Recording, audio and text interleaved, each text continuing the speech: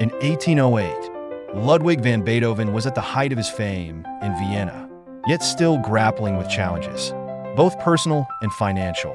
Deafness was overtaking him, isolating him further, yet he continued to pour his soul into his compositions, focusing on one work after another, one particular manuscript, a new piano concerto that he held dearly, became the heart of an unexpected and mysterious adventure in his life.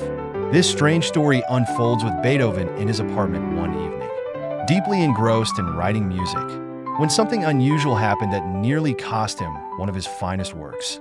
After working tirelessly for weeks, Beethoven left his apartment one night to attend a social gathering where a few fellow musicians and patrons were awaiting him.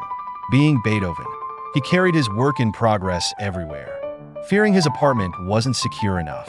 With his manuscript for the concerto carefully tucked under his arm, he made his way through the bustling streets of Vienna. However, as he reached the gathering, he discovered something shocking. The manuscript was gone. Beethoven's heart sank. He must have dropped it somewhere along the way. The piece was irreplaceable, the result of weeks of inspiration and effort.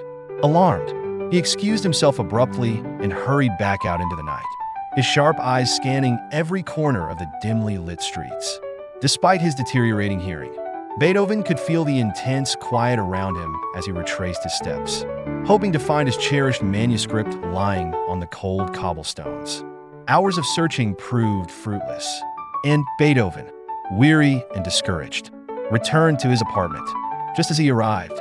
However, a young man from his neighborhood, an aspiring musician who often admired Beethoven's work from afar, came knocking. The young man held out a crumpled stack of pages. Beethoven's eyes widened. It was his manuscript. The young man explained he had seen it lying near a fountain in the city square and had recognized Beethoven's distinctive handwriting.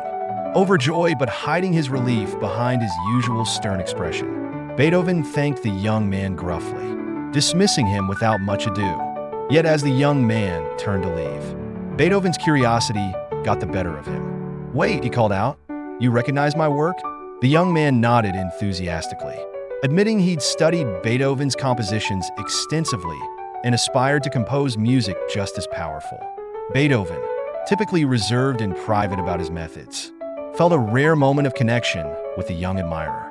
In an uncharacteristic gesture, Beethoven invited the young man inside and offered him a chance to play the piano. Nervous but eager, the young man began a melody, his fingers moving clumsily but passionately over the keys. Beethoven, as if possessed by his old spirit of teaching, interrupted him frequently, showing him how to play each phrase with precision and control, all while emphasizing the importance of emotion over mere technical skill. Their impromptu session stretched into the early hours of the morning, with Beethoven imparting advice he rarely shared with anyone. "Music is not just notes on a page," he told the young man with intensity. "It is the voice of your deepest thoughts and feelings." The young man listened intently, soaking up every word, knowing he was in the presence of a master. As dawn broke over Vienna, Beethoven finally grew weary and ended their lesson. He turned to the young man and handed him one page from the concerto manuscript, his own handwritten notes. "Keep this as a reminder," he said, "that music must come from here." He pointed to his chest. "And not just from here," he tapped his head. The young man, speechless, accepted the gift with trembling hands and left, deeply inspired.